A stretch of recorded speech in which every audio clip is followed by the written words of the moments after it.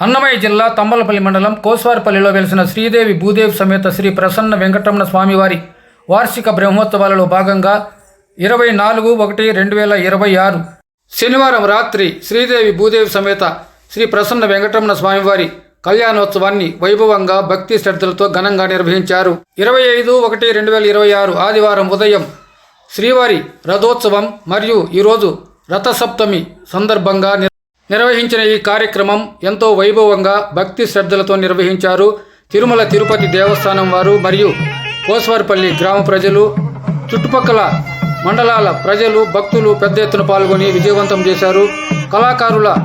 పిల్లనగ్రోవి కళాకారుల సాంస్కృతిక కార్యక్రమాలు అలరించాయి. Please like, share, subscribe and comment. Thank you.